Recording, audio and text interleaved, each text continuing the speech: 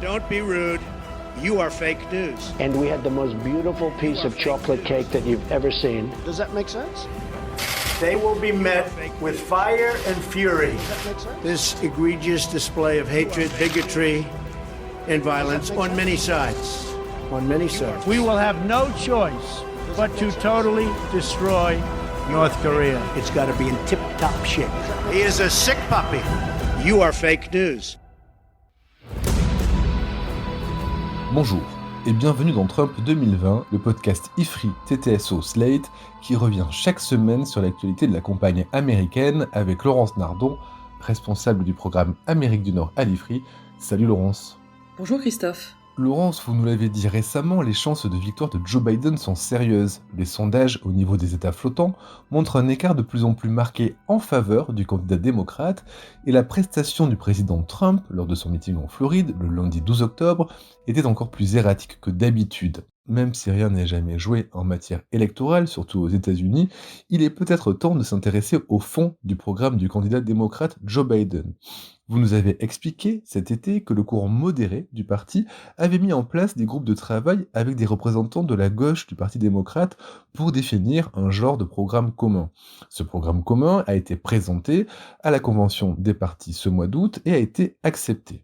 Alors Laurence, on va laisser de côté pour l'instant les sujets de politique étrangère ou les sujets purement sociétaux pour s'intéresser à l'aspect économique du programme de Joe Biden. Qu'est-ce que ça donne, par exemple, sur ces différents dossiers que sont l'économie, le social, l'environnement et la réponse aux effets de la pandémie ? Oui, en réalité, Joe Biden, qui est donc un modéré, se trouve aujourd'hui pris entre deux feux. Il y a d'une part la gauche du parti, vous l'avez dit, qui réclame des actions économiques très radicales, pour ne pas dire socialistes entre guillemets, l'accusation qui est portée par les républicains. Mais Joe Biden fait aussi face aux républicains du Sénat, des républicains qui s'opposeront bien naturellement aux mesures législatives qu'il pourrait proposer s'il était élu. Aujourd'hui, ces républicains, ils représentent 53 sénateurs sur 100. Il est possible qu'ils perdent cette majorité à l'occasion des élections, mais même si les démocrates obtiennent la majorité au Sénat, il y a cette technique d'obstruction parlementaire qui s'appelle le filibuster et qui exigerait une majorité qualifiée de 60 sénateurs démocrates pour voter la plupart des lois. Oui, donc c'est un programme qui va être difficile à faire passer auprès du Congrès.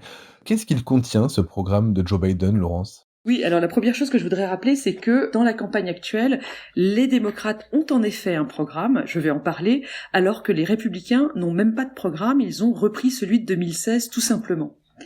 Donc, dans le programme économique du camp démocrate tel qu'il est annoncé aujourd'hui par Biden, il y a un immense plan de relance de l'économie américaine post-Covid, un plan qui se veut à moyen et long terme plutôt qu'à court terme et qui s'appelle Build Back Better, reconstruire mieux, on pourrait traduire, et dont l'importance évoque celle du New Deal dans les années 30. En fait, ce que vous nous dites, c'est que Joe Biden se prend pour le nouveau Franklin Roosevelt. Ben oui, la comparaison est souvent faite chez les démocrates en ce moment. Biden, un homme politique qui serait aussi important pour les États-Unis que Franklin Roosevelt à l'époque. Ce qui est vrai, c'est que ce fameux plan Build Back Better coche toutes les cases du projet démocrate. Ce plan y comporte 4 parties. La première, c'est un plan de développement de l'énergie verte qui prévoit de dépenser 2000 milliards d'investissements sur 4 ans. C'est absolument énorme parce que c'est dans ce plan d'énergie verte que vient s'inscrire un énorme projet de rénovation des infrastructures. Alors, les infrastructures américaines sont très abîmées. Depuis les années 80, il y a eu trop peu d'investissements. Trump, on en avait parlé, avait essayé de lancer un programme de rénovation sans succès. Celui que propose Biden serait respectueux de l'environnement. Alors, il prévoit la réfection des routes, des ponts, la protection de zones vertes, mais aussi de rénover les tuyaux de distribution d'eau, notamment ceux qui contiennent du plomb, également l'installation d'un meilleur Wi-Fi dans tout le pays, des transports publics pour toutes les villes au-dessus de 100 000 habitants, et puis surtout, enfin, la réfection du réseau électrique avec une production d'électricité décarbonée prévue pour 2035. En soutien à tout cela, on prévoit des programmes de recherche et développement extrêmement développés, y compris, je le signale, dans les véhicules électriques. Donc au final, un investissement énorme, et la plupart des militants écolos aux États-Unis sont très contents. J'aurais une petite réserve cependant, c'est que Biden ne prévoit pas de taxe carbone, alors que les industriels américains semblent être prêts à cela. Ça aurait peut-être été une bonne idée. Voilà pour le thème à la mode, l'écologie, mais quels sont les autres éléments du programme de Biden ? Alors sur les 3 autres points de ce vaste programme, il y a restaurer la mobilité sociale des classes moyennes, des mesures qui sont principalement liées à l'éducation, donc une maternelle prévue pour tout le monde dès 3 ans, des aides fiscales pour la garde des enfants, des incitations pour les entreprises qui installent des crèches sur le lieu de travail. Pour cela, le plan de Biden prévoit 775 milliards sur 10 ans. Et puis, l'accès aux études supérieures avec une mesure très importante qui est la gratuité des universités publiques pour les familles gagnant moins de 125 000 $ par an. Là-dessus, le plan Biden pose 1000 milliards de dollars sur 10 ans. Point suivant du programme Build Back Better, le retour de l'emploi avec l'expression Made in All of America. L'idée avec 700 milliards sur 10 ans, c'est de relocaliser les emplois dans toutes les régions du pays qui sont peu dynamiques, où le chômage sévit durement, c'est-à-dire la Rust Belt, donc les États des Grands Lacs désindustrialisés, mais aussi les zones rurales et le sud du pays. S'ajoute à cela 300 milliards à nouveau de recherche et développement et 400 milliards pour des achats publics de biens fabriqués aux États-Unis.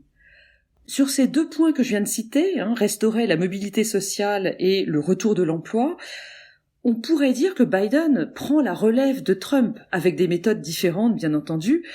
Il prend la relève parce que là aussi, il s'agit d'aider les classes moyennes américaines. On rappelle que le Parti démocrate représente l'équivalent de la gauche aux États-Unis.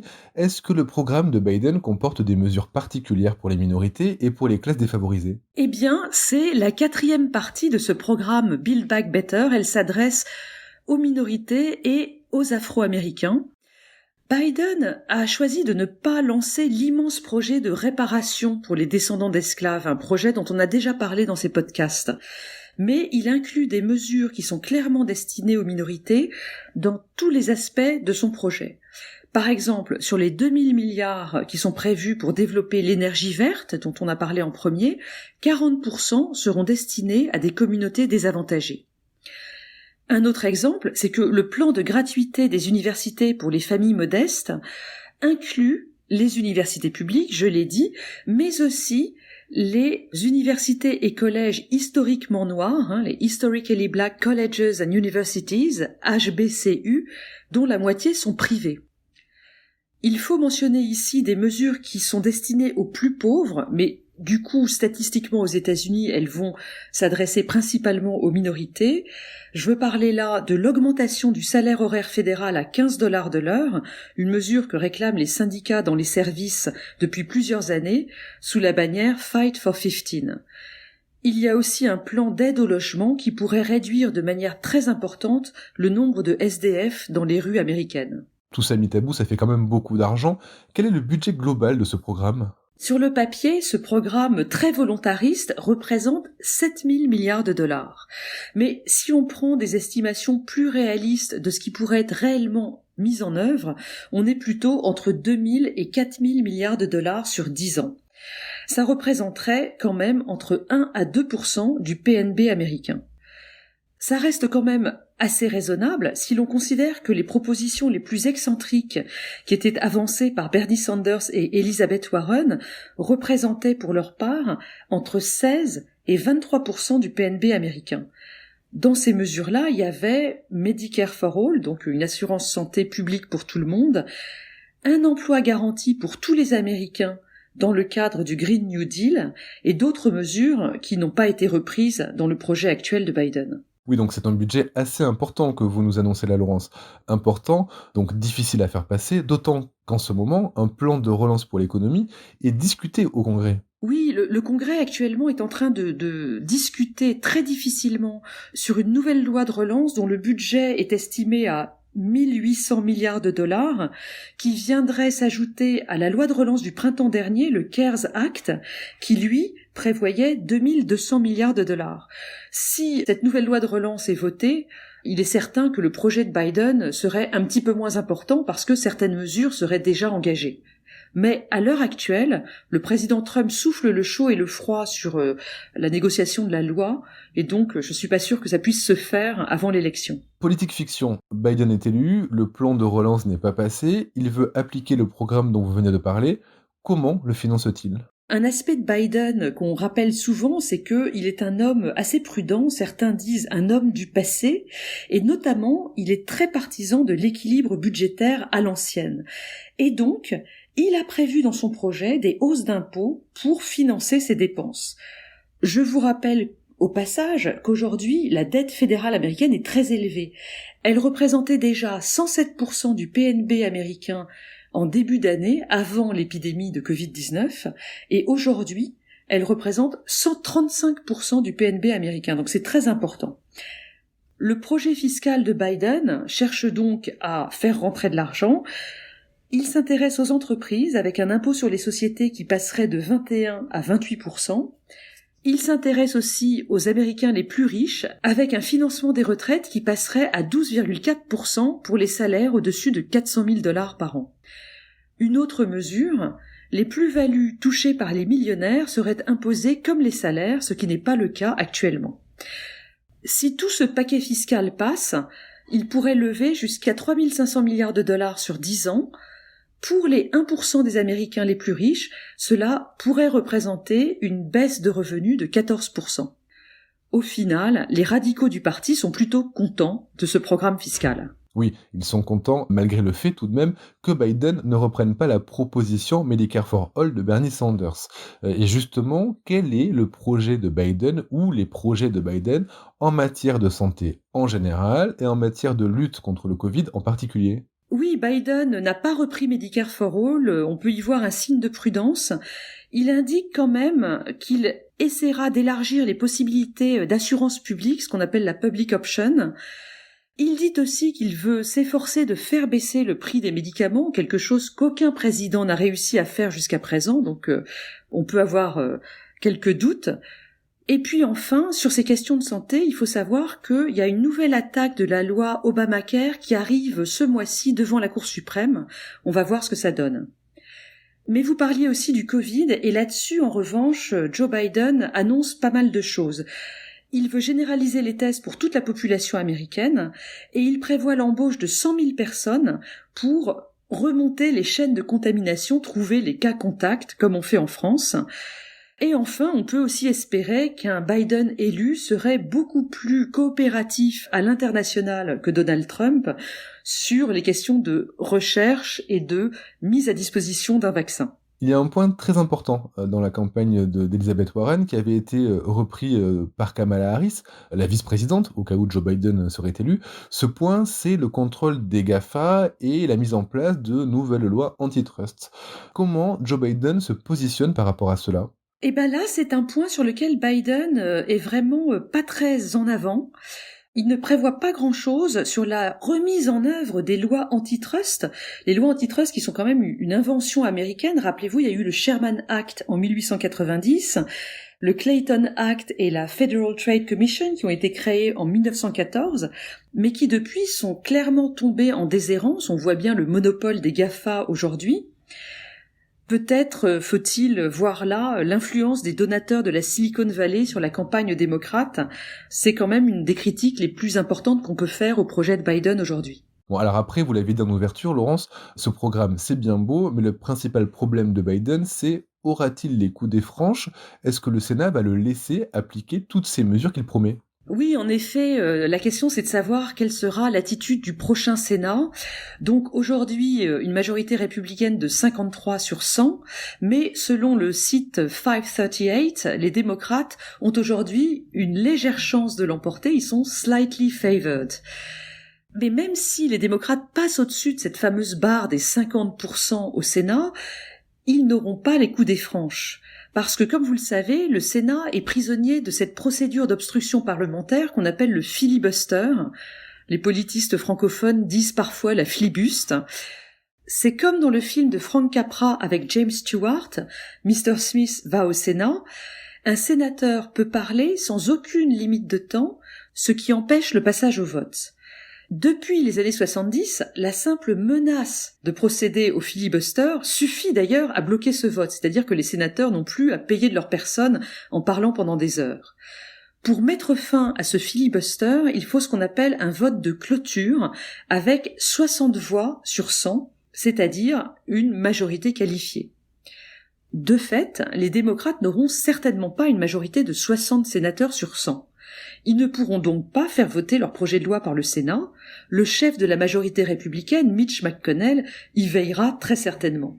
Et du coup, quelles sont les solutions envisagées pour éviter ça ? Il y en a plusieurs. Il y a tout d'abord un mécanisme de réconciliation entre les deux chambres du Congrès qui peut être utilisé dans certains cas pour les lois budgétaires.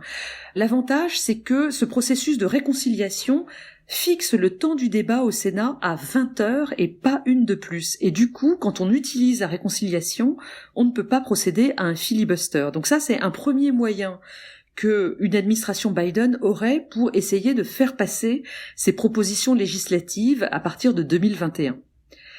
Une autre solution, ce serait tout simplement d'abolir le filibuster. Dans les années passées, les sénateurs pensaient qu'ils devaient, pour le faire, avoir là aussi une majorité de 60 sénateurs sur 100, parce que l'abolition du filibuster se ferait avec un filibuster.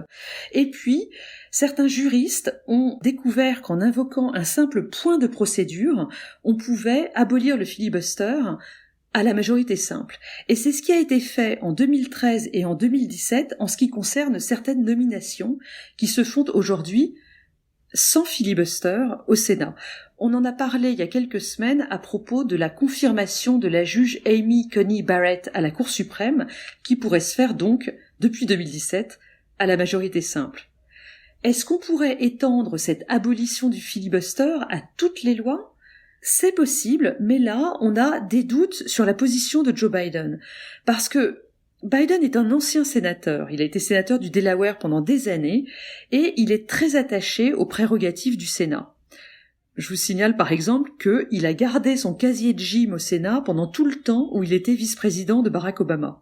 Et donc, certains observateurs se demandent s'ils seraient d'accord pour l'abolition de ce qui est quand même un gage de puissance incroyable pour les sénateurs, qui jouent parfois en faveur des républicains, mais parfois aussi en faveur des démocrates. Donc Biden n'a pas de stratégie particulière pour cette mission impossible ? Quand on pose la question aux conseillers de campagne du candidat Biden, ils répondent que ce dernier table sur ses grands talents de négociateur et sa connaissance personnelle établie depuis des années de tous les sénateurs, qu'ils soient républicains ou démocrates, pour faire passer au moins une partie de ces réformes face à une opposition républicaine qui sera certainement très résolue. Écoutez, rendez-vous en 2021 pour voir comment s'en sort Joe Biden si toutefois il est élu en novembre prochain. Merci Laurence, on se retrouve bientôt dans Trump 2020 pour évoquer les autres parties du programme de Joe Biden, les parties sociétales et internationales. Merci Laurence et à la semaine prochaine. Merci Christophe. Retrouvez Trump 2020 chaque semaine sur slate.fr, dans la newsletter TTSO, sur le site de l'IFRI ou sur votre application de podcast préférée.